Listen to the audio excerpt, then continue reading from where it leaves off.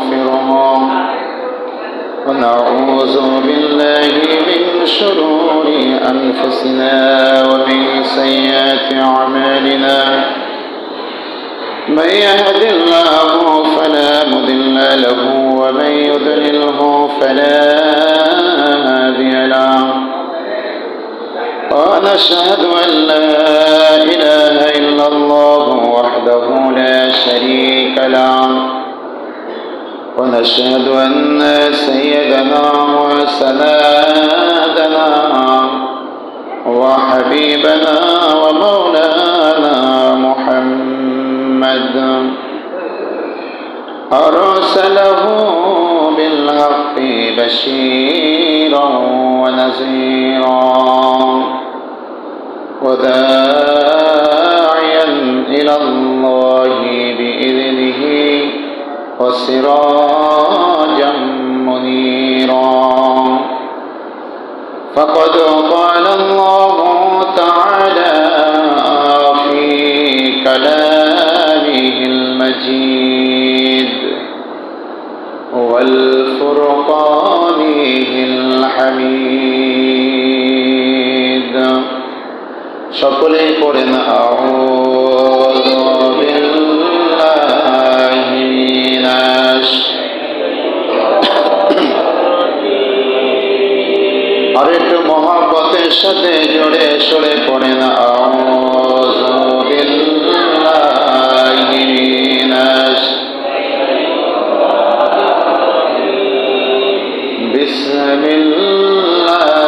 বিসমিল্লাহির রহমানির রহিম শাহরু রমাদান الذي أنزل فيه القرآن هدى للناس وبينة من الهدى إلى آخر آية قال رسول الله صلى الله عليه وسلم من اعتكف أشرف رمضان كان كهجنتين وأمرتين رواه البيهقي وقال تعالى إن الله وملائكته يصلون على النبي يا أيها الذين آمنوا صلوا عليه وسلموا تسليما اللهم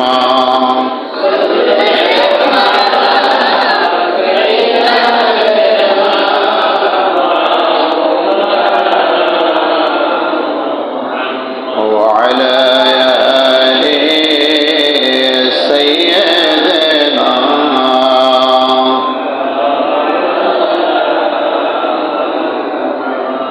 লক্ষ কোটি সালাম জানাই আমার নূর নবীজির কদমে যার খাতিরে নাজাত পাবো রোজ হাশরের ময়দানে আল্লাহুম্মা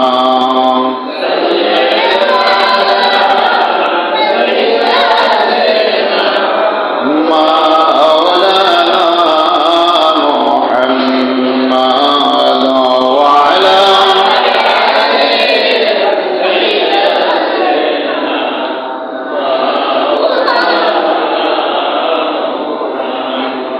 بلغ العلا بكماله كشف الدجى بجماله حسنت جميع خصاله صلوا عليه وآله সকলে বলে আলহামদুলিল্লাহ। মহান রবের দরবারে কোটি কোটি শুকর আদায় করি যে মহান রব্বুল আলামিন আমাদেরকে রমজানের তৃতীয় জুমা, আজকে কততম জুমা?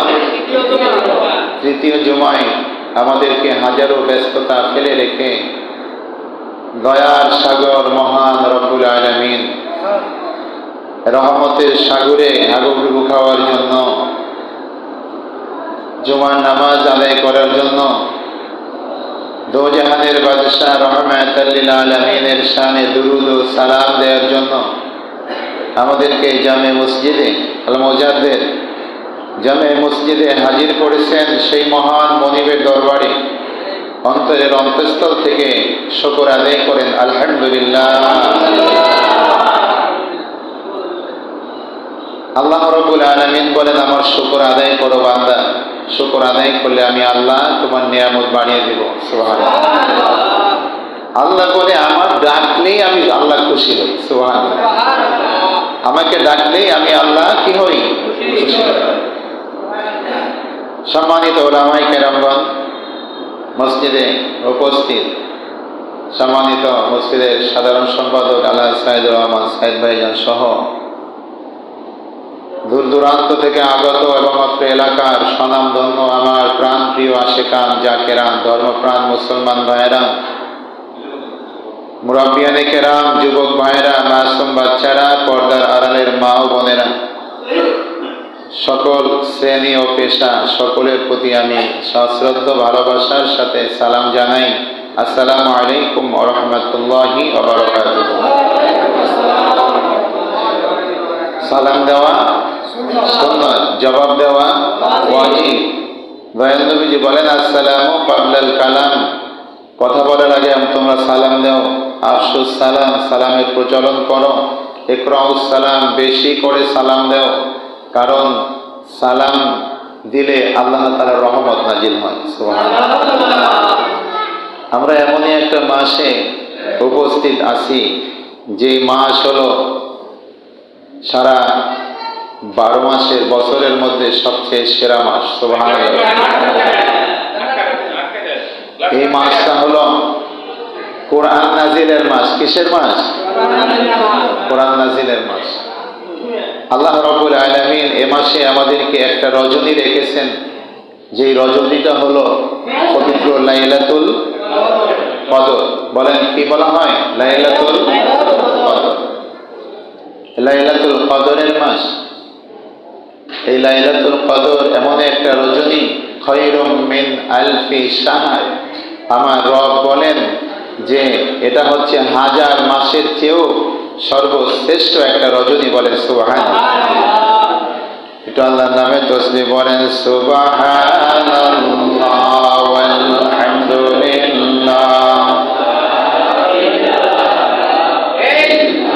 মহব্বত হয় না? আরো মহব্বতে সুবহানাল্লাহ ওয়ালহামদুলিল্লাহ।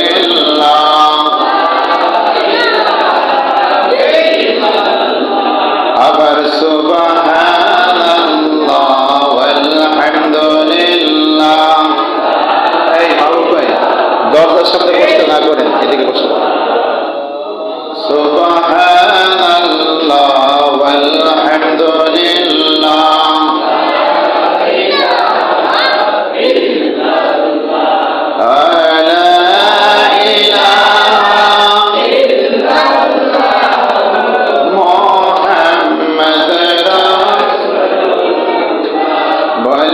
আকাশের মালিক যেই আল্লাহ, ভাই জমিনের মালিক আবার আকাশের মালিক যেই আল্লাহ, ভাই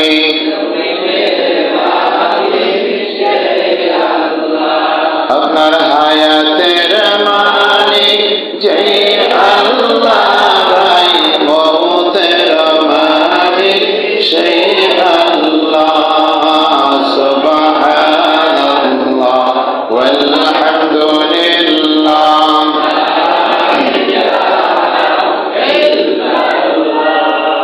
সুবহানাল্লাহ ওয়ালহামদুলিল্লাহ। একটু মহব্বতে লা ইলাহা ইল্লাল্লাহ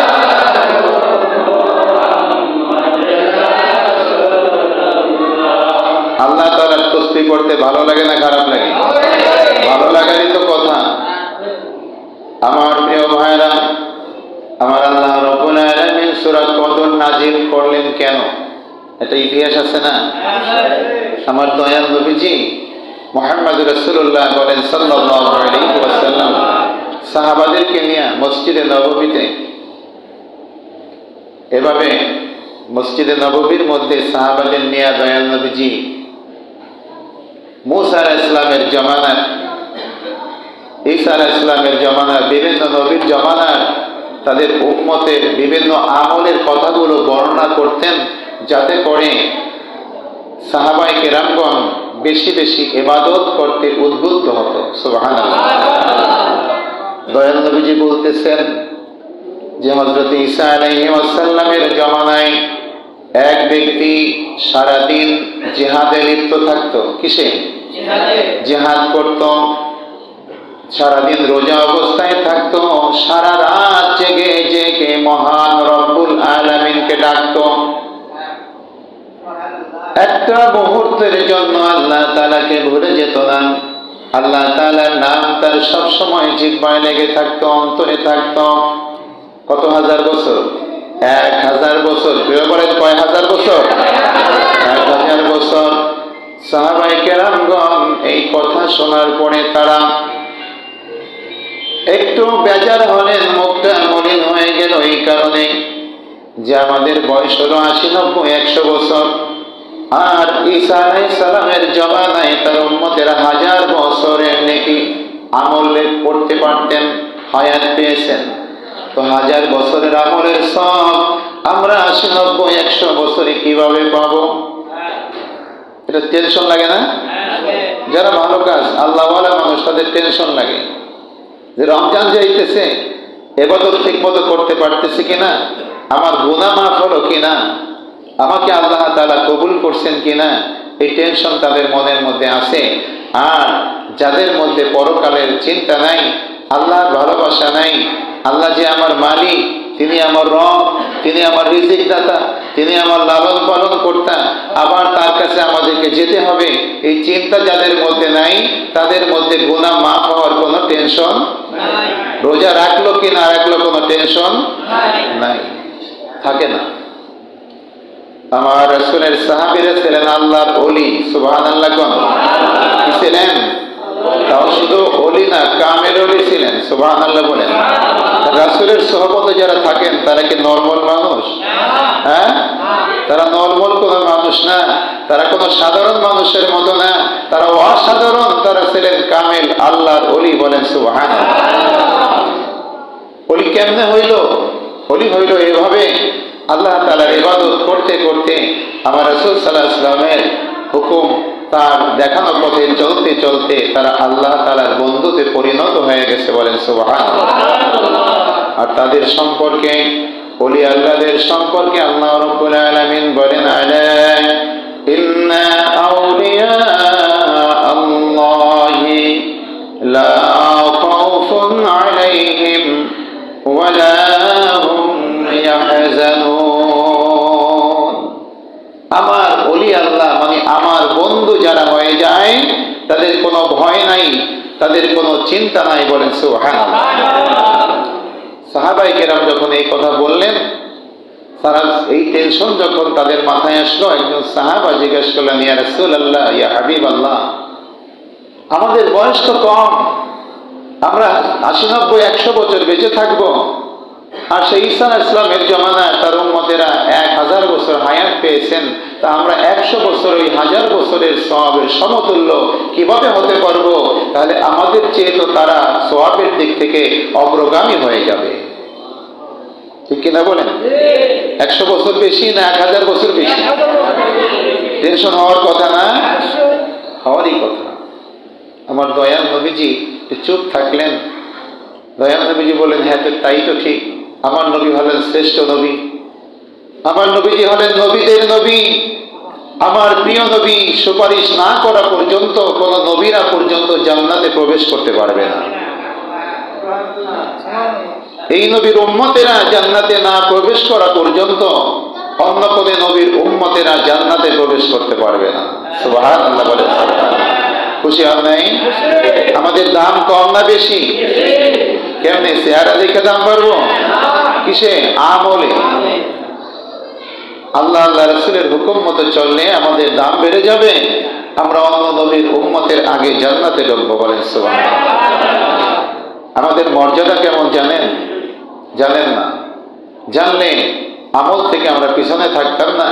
আমার দয়াল নবী বলেন, আল উলামা উম্মতি আম্বিয়াউ বানি ইসরাইল, আমার উম্মতের মধ্যে যারা আলেম উলামা হবে, কামেল ওলি হবে, তারা বনি ইসরাইলের নবীদের সমতুল্য। বলে সুবহানাল্লাহ। নবী না, তবে তাদের সমপর্যায়। এমন সময় হযরত জিবরাইল আলাইহিস সালাম সূরা কদর সূরা জানেন না? সূরা কদর নাজিল করলেন, আল্লাহ তাআলা সূরা নাজিল করলেন। জিবরাইল আমিন দয়াল নবীজিকে সালাম দিয়া দয়াল নবীজিকে শোনাইতেছেন, ও আল্লাহর রাসূল, আপনাদের কোনো চিন্তা নাই, ভয় নাই। আল্লাহ রাব্বুল আলামিন আপনাদেরকে রমজান মাসে এমন একটা রজনী দান করেছেন, ওই একটা রজনী যদি আপনি ইবাদত করতে পারেন, ওই 1000 মাসের চেয়েও বেশি সওয়াব আল্লাহ তাআলা আপনার আমলনামায় দিয়ে দিবে।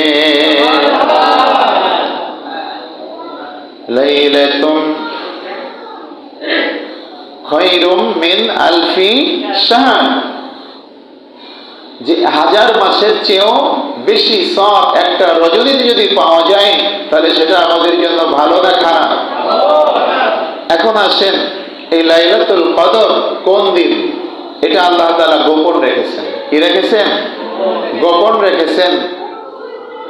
আমার দয়াল নবীজি বলেন, এই লাইলাতুল কদরের রজনীটা তোমরা রমজানের শেষ দশকের বেজোর রাত্রিতে তালাশ করো। সুবহানাল্লাহ। যাতে করে তোমরা 5 রাত্রি ইবাদত করলে লাইলাতুল কদর তো পাবেই, এবং লাইলাতুল কদর ছাড়া বাকি যে 4টা রাত থাকবে, এই রাতে অতিরিক্ত ইবাদত করার কারণে তোমাদের আমলনামায় বেশি বেশি নেকি আল্লাহ তাআলা দিয়ে দিবেন। রমজান মাসের নেকি সম্পর্কে মনে আছে তো, যে অন্য মাসের একটা নফল, অন্য মাসের একটা ফরজ, আর এই মাসের একটা নফল সমান সওয়াব। সুবহানাল্লাহ। এই মাসের একটা ফরজ ইবাদত অন্য মাসে 70টা ফরজ ইবাদতের সমতুল্য। এই মাসে একবার আলহামদুলিল্লাহ পড়লে অন্য মাসের 70 বার আলহামদুলিল্লাহ পড়ার সওয়াব পাওয়া যায়। এই মাসে 1 টাকা দান করলে অন্য মাসের 70 টাকা দান করার সওয়াব পাওয়া যায়। সুবহানাল্লাহ। শুধু তাই নয়, বুখারী শরীফের হাদিসে আমার আল্লাহ রাসূল বলেন, আল্লাহ রাব্বুল আলামিন প্রত্যেকটা আমলকে 10 থেকে 700 গুণ পর্যন্ত আরো বৃদ্ধি করে দিবেন। তাহলে 700 থেকে 700কে 70 দিয়ে গুণ করেন কত আসে? 49,000। 49,000 গুণ সওয়াব এই মাসে পাওয়া যায়। তাহলে আমরা যদি এই মাসে ইবাদত করি, শুধু 27-এ কদর নিয়ে বসে থাকলে হবে না। আরবের জমিনে আপনারা জানেন, যারা অনেক সবাই জানেন না, তারা প্রথম 20টা তারাবি ঈশার নামাজের পরে তারাবি পড়ে, ভোর রাত্রে পড়ে না। কিন্তু এই যখনই 21 রজনী শুরু হয়, গতকালকে থেকে তারা অর্ধেক পরে হলো ঈশার নামাজের পরে, আর বাকি অর্ধেক রাত 2টার সময় আরবের প্রত্যেকটা মসজিদে 4 রাকাত তারাবি নামাজ পড়ে 1 ঘন্টা সময় ব্যাপী। সুবহানাল্লাহ। কয় ঘন্টা? 1 ঘন্টায় 4 রাকাত তারাবি পড়ে। তারা রাত জাগে, তারা হাদিসের আমল করে। আর আমরা ঈশার নামাজের পরে যদি একটু মিলাদ শরীফ পড়ে দোয়া করতে দেরি হয়, হুজুরের খাইয়ে দেয় কাম নাই মনে হয়, আর খালি দোয়াই করতে থাকে, আমাকে আর কাজ নাই। চা খাওয়ার সময় যায়, ঘুমানোর সময় যায়। একটা রাতও আমরা জাগতে চাই না। হাসরের ময়দানে আপনি কি ওই সাহাবীদের আমলের সমপরিমাণ সওয়াবের অধিকারী হতে পারবেন? কথা কয় না? পারবেন নাকি? আমাদের জন্য সুযোগ দিয়েছেন। আমার রাসূল বলেছেন, আখিরি জামানা, মহা মুসিবতের জামানা, যখন ঈমান রাখা বড় কষ্ট হয়, ভালো কাজ করতে গেলে মানুষের বাধা আসে, সত্য কথা যখন বলবেন কাফের মুশরিক যারা বাতিল তাদের থেকে বাধা আসবে। এই মুসিবতের জামানায়, আখিরি জামানায় যারা আমার দয়াল নবীজির সুন্নতকে আঁকড়ে ধরবে, সুন্নত বাদ দিবে না, সুন্নত ছেড়ে দিবে না, সব জায়গায় আমার নবীজির সুন্নতের আমল করে চলবে। আমার রাসূল বলেন, ওই দয়াল নবীজির জামানায় যারা শাহাদাত বরণ করেছেন, ওই রকম সাহাবীদের 100 সাহাবীদের শহীদ হওয়ার সওয়াব এরকম একজন আমলকারী উম্মতের আমল নামায় আল্লাহ তাআলা দিয়ে দিবে। সমাজ কি কইব এই জন্য আমি নবীর সুন্নাত মানি না, স্ত্রী কি বলবে এই জন্য সুন্নাত মানি না, সন্তানরা আমার কথা শুনতে চায় না এই জন্য সুন্নাত মানি না। সমাজ, মানুষ, স্ত্রী, সন্তান, বন্ধু বান্ধব, কবরে কেউ আপনার সাথে যাবে না। কথা বলেন, যাবে? হাসরের ময়দানে আপনাকে উপকার করবে না, বিচারের দিনে উপকার করবে করবে না। উপকার করবে তিনি যিনি হচ্ছেন রাহমাতাল লিল আলামিন, আপনার আমার কান্ডারি, উম্মতের কান্ডারি, যিনি এখনো পর্যন্ত রওজা শরীফের মধ্যে আমাদের জন্য উম্মতি উম্মতি বলে কান্দে। আমার প্রিয় ভাইরা, দয়াল নবীজি খুশি হয়ে গেলেন, সাহাবারা খুশি হয়ে গেলেন। দয়াল নবীজি বলেন, তোমরা রমজানের শেষ দশকে ইতিকাফের মাধ্যমে তোমরা তালাশ করো, কারণ ইতিকাফের মাধ্যমে তালাশ করলে তোমরা কদর ভুলে যাবে না, কদর তোমাকে ছেড়ে যেতে পারবে না, তুমি কদর পেয়ে যাবে। তাই দয়াল নবীজি বলেন, রমজানের শেষ দশকে তোমরা ইতিকাফ করো। এখন বর্তমান জমানায় আমার ব্যবসা আছে, আমি ইতিকাফ করতে রাজি না, আমার চাকরি আছে, আমি ইতিকাফ করতে রাজি না, আমার সংসার আছে, আমি ইতিকাফ করতে রাজি না। সমাজে মধ্যে যারা কাজ নাই, কর্ম নাই, যাদের ইবাদত করতে কষ্ট হয়, তাদেরকে দইরা এনে আমরা ইতিকাফে বসাই। কি কয়? রাগ করছেন? কিন্তু ইতিকাফ করতে হবে। ইবাদতের সবচাইতে বেশি গুরুত্ব হলো যুবকদের মাঝে, যুবকদের জন্য। মুরব্বীদের চেয়ে যুবকদের ইবাদতে আল্লাহ তাআলা 70 গুণ বেশি সওয়াব রেখেছেন। ভাই, দুনিয়া নিয়েই তো যাবেন, কবরে কি দুনিয়া নিয়ে যেতে পারবেন? পারবেন না। সাহাবীদেরকে যখন আমার রাসূল ডাক দিতেন, স্ত্রী, সন্তান সব কিছু ছেড়ে দিয়ে আল্লাহ রাসূলের ডাকে সাড়া দিয়ে নিজের জীবনটা দেওয়ার জন্য যুদ্ধে চলে যেতেন। সুবহানাল্লাহ। বাসর ঘরে হানজালার কথা শোনেন নাই? যে ফরজ গোসল ফরজ হয়েছে, কুয়ার পাশে পানি তুলবে, কে যেন ডেকে বলতেছে, ও হানজালা রে, ও আল্লাহর নবীর উম্মতেরা, আমার নবী তো উহুদের ময়দানে শহীদ হয়ে গেছে, কে কোথায় আছো, চলে আসো, আমার নবী দুনিয়ায় নাই। হানজালা কয়, কার জন্য আমি বেঁচে থাকবো, কার জন্য আমি ফরজ গোসল করব? যা, তোর ফরজ গোসল করব না, আমার নবী কোথায়, আগে নবীকে খুঁজবো।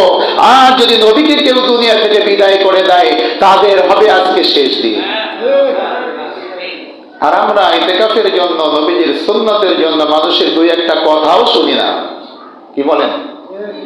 দুই একটা কথাও শুনতে রাজি না। ও যুবকেরা, যুবকরা ছিল আমার নবীজির স্পন্দন, হৃদয়ের স্পন্দন। যুবকরা ছিল আমার নবীজির সবচেয়ে প্রিয়। যুবকদেরকে আমার নবীজি বেশি ভালোবাসতেন, যুবকদেরকে আমার রাসূল সবচেয়ে বেশি ভালোবাসতেন। যুবকদের ইবাদতে 70 গুণ সওয়াব ঘোষণা করেছেন। যুবকদের চরিত্র যার ভালো, হাসরের ময়দানে নবীজির সাথেই আরশের নিচে এসে ছায়া পাবে। বলেন সুবহানাল্লাহ। আমার দয়াল নবীজি বলেন, ইতিকাফে যারা বসবে তাদের কি উপকার আছে শোনেন। আমার রাসূল বলেন, তারা ওই 10 দিন ইতিকাফ করার কারণে 2টা বড় হজ এবং 2টা উমরা হজ করার সওয়াব আল্লাহ রাব্বুল আলামিন তাদেরকে দিয়ে দিবে। কয়টা হজ? আমরা যারা হজে যাই, টাকায় যদি ভেজাল থাকে হজ হবে না।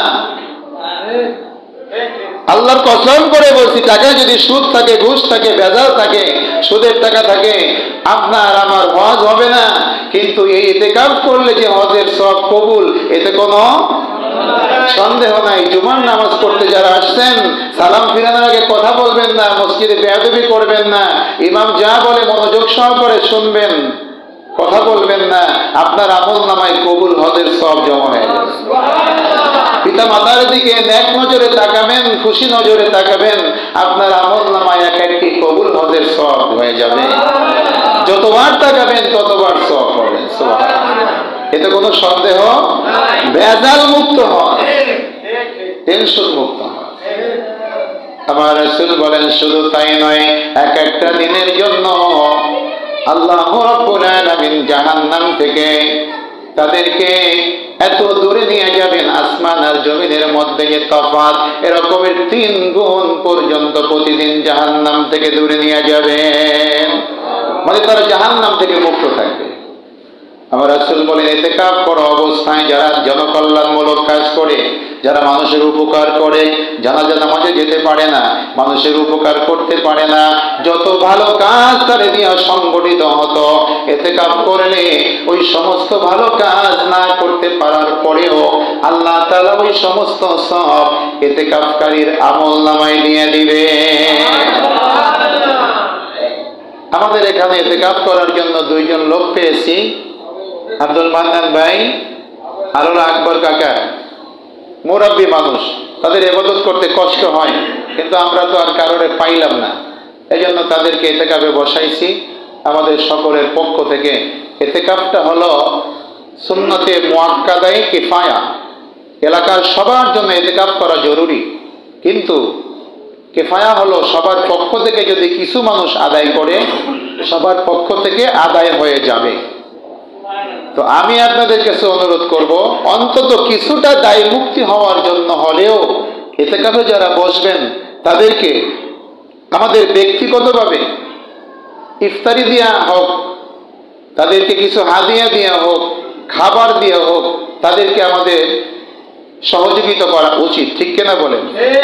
যদিও আমাদের মসজিদে কমিটি স্ট্রং কমিটি, সবাই ভালো আলহামদুলিল্লাহ, সবাই সক্ষম রাখেন, সক্ষম তারা, তারপরেও আমাদের সকলের কি এটা নৈতিক দায়িত্ব যে আমি যে কাজটা করতে পারি না আমার পক্ষ থেকে আরেকজন করে দিতেছে, তো আমার অন্তত একবেলা খাবার হইলেও তারে খাওয়ানো উচিত। আপনার খাওয়াইতে হবে আমি কিন্তু এটা বলি না, আমি বলছি দায়িত্বের কথা। এই যে মসজিদে আমরা আসি, মনে করেন আলহাজ আব্দুর রহিম খান সাহেব কোটি কোটি টাকার মালিক, সেই রকমের 10টা মসজিদ একা চালাইতে পারে, কোনো সমস্যা নেই। এই জন্য খালি আমরা আসবো আর যাব, মসজিদে আমাদের কোনো দায়িত্ব নাই? কথা বলেন, দায়িত্ব নাই? আমি কিন্তু দায়িত্বের কথা বলতেছি। এই যে মসজিদে ফ্যান চলে, এসি চলে, এর একটা ভাড়া আছে না, বিল আছে না? মসজিদ যে পরিষ্কার করে যারা কাজ করে তাদের একটা খরচ আছে না? আছে। এই যে পানি উঠায় মোটর দিয়ে একটা খরচ আছে না? আছে। তো এই খরচ হিসাবেও তো আমাদের কিছু হাদিয়া এই আমাদের মসজিদে দেওয়া উচিত। এটা কিন্তু আমি বলি নাই, এটা আল্লাহ তাআলার হুকুম যে তুমি ভালো কাজে তোমাকে যে রিজিক দেওয়া হয়েছে, অর্থ দেওয়া হয়েছে, এই ভালো কাজগুলোতে তুমি খরচ করো। আপনার মা বাবার প্রতি যেমন হক আছে তাদেরকে আপনার খাওয়াইতে হবে, স্ত্রী সন্তানদেরকে ভরণ পোষণ দিতে হবে, আত্মীয় স্বজনদেরকে আপনার সাহায্য করতে হবে, আপনার প্রতিবেশীকে দান সদকা করতে হবে, গরিবদেরকে দান করতে হবে, মসজিদ মাদ্রাসায় আপনার সামাজিক ধর্মীয় দায়িত্ব আছে, আপনাকে হেল্প করতে হবে, কেউ বিপদে পড়ছে সাধ্যমতো হেল্প করতে হবে। সব জায়গায় আমাদের আর্থিক অনুযায়ী আমাদের সাধ্যমতো এই নৈতিক দায়িত্ব আমাদের পালন করতে হবে। তা না হলে সাহেবের আছে, সাহেব খাওয়াইলো, আমি খাইলাম, সাহেব ফ্যান চালাইয়া দিল, আমি চলে আসলাম, আমার মোটেও দায়িত্ব নাই, হাসরের ময়দানে জবাব দিতে হবে আপনার দায়িত্ব পালন না করলে। আমি মসজিদের ইমাম, আমি যদি নামাজ না পড়াইয়া প্রতিদিন যদি খালি ছুটে নেই, মুয়াজ্জিন সাহেবরে বলি আপনি নামাজ পড়েন, আমার কাজ আছে, আমি শুধু অ্যাবসেন্ট করি আর মাসের শেষে বিনা কারণে অ্যাবসেন্ট করে আর মাসের শেষে আমি এখান থেকে হাদিয়া নেই, এটা আমার জন্য জায়েজ হবে না। আপনি যেখানে আছেন, যে দায়িত্বে আছেন, যে পর্যায়ে আছেন, সেখান থেকে আপনার নৈতিক দায়িত্ব আছে, এটা আপনি পালন না করলে আপনাকেও আল্লাহর কাছে জবাব দিতে হবে। আমার রাসূল বলেন যে প্রত্যেকটা মানুষ হলো দায়িত্বশীল আর তার দায়িত্ব সম্পর্কে আল্লাহ তাআলার কাছে জবাব দিতে হবে। প্রত্যেকটা মানুষ একজন রাখাল, প্রত্যেকটা মানুষ একজন পরিচালক, সে যেই জায়গায় হোক। আপনার সংসারের মাতবর হলো আপনি সংসারের মাতব্বর আছেন, এদের সম্পর্কে আল্লাহ তাআলার কাছে আপনার জবাব দিতে হবে। দুরূদ পড়েন, আল্লাহুম্মা সাল্লি মাওলানা মুহাম্মাদ ওয়া আলা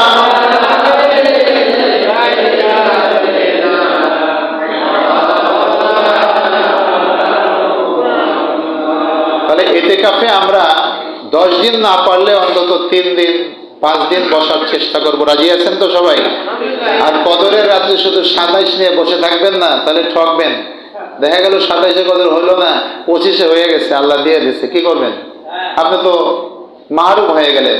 এই জন্য প্রত্যেকটা রজনী আমরা বেশি বেশি ইবাদত করব।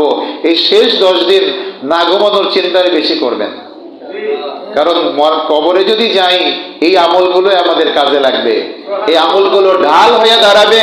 আমি হাদিস শরীফে পড়েছি যে যখন একজন মানুষ কবরে যায় তখন মুনকার নাকির যখন প্রশ্ন করার জন্য আসে, একটা প্রশ্ন হবে আশিক রাসূলের জন্য, নবীজিকে দেখায় বলবেন মান হাজার রাজুলু ওয়া মান হাজা, আপনি কি এই ব্যক্তিকে চিনেন? আমরা যারা চিনব বলবো হাজা সাইয়্যিদুনা হাজা মুহাম্মাদুর রাসূলুল্লাহ সাল্লাল্লাহু আলাইহি ওয়াসাল্লাম। আমার আল্লাহ বলবেন সাদ্দাকতা, আমার বান্দা ঠিক বলেছে, আমার বান্দা ঠিক বলেছে, সত্য বলেছে, আমার রাসূলকে চিনতে পেরেছে, তার জন্য জান্নাতের বিছানা কবরে বিছায়া দাও। আর এরপরে আরো যারা আছে তাদেরকে জিজ্ঞাসা করা হবে মান রব্বুকা ওয়া মা দীনুকা মান নাবিয়ুকা। এই মুনকার নাকির যখন আসবে তাদেরকে কবরের মধ্যে ঢুকতে দেবে না। নামাজ একদিক থেকে ফিরাই দিবে, রোজা আরেক দিক থেকে ফিরাই দিবে, দান সদকা আরেক দিকে ফিরাই দিবে। কেন? তারা বলবে আমার দোস্ত, আমার বন্ধু রাত ভরে ইবাদত করত, রমজানে না খেয়ে থাকতো, আমার বন্ধু রাতে আল্লাহ তাআলাকে ডাকতো, এসে এখন ঘুমাইছে, আরামে ঘুমাইতে দাও, ডিস্টার্ব করো না। বারবার আসবে ডান দিক থেকে, বাম দিক থেকে, মাথার দিক থেকে, পায়ের দিক থেকে। আল্লাহর কইব আল্লাহ তোমার ফেরেশতারা তো ঢুকতে দেয় না। আল্লাহ কইব যা, আমার বন্ধু ঘুমাইছে, তারে ঘুমাইতে দে, আর ডিস্টার্ব করিস না। বলেন সুবহানাল্লাহ। তাহলে আমরা কি চাই? কবরে আমরা শান্তিতে থাকতে চাই। তাহলে দুনিয়ার সকল গুনাহগুলো ছেড়ে দিতে হবে। না খেয়ে থাকার নামই রোজা নয়, গুনাহ থেকে মুক্ত হওয়ার নাম হলো রোজা।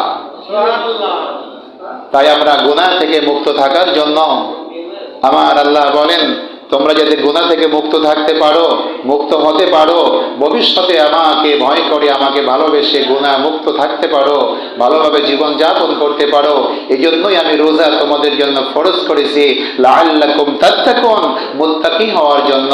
আমরা কি মুত্তাকি হতে চাই কি চাই না? নারে তাকবীর, নারে রিসালাত। পবিত্র জুমা মুবারক, মাহে রমজান মুবারক, নারে তাকবীর। আল্লাহ তাআলা যেন আমাদের সবাইকে কবুল করেন, বলেন আমিন। যাকাতের নিসাব বলে দিয়েছি, আর যাদের দরকার আছে আমার সাথে যোগাযোগ করলে, আলেমদের সাথে যোগাযোগ করলে আপনাদেরকে নিয়ম কানুন বলে দেব। যাকাত হিসাব করে দিয়ে দিবেন এবং ফিতরাও যথাসময় ঈদের নামাজের আগে দেওয়ার চেষ্টা করবেন ইনশাআল্লাহ। আল্লাহ তাআলা যেন আমাদের সবাইকে গুনাহ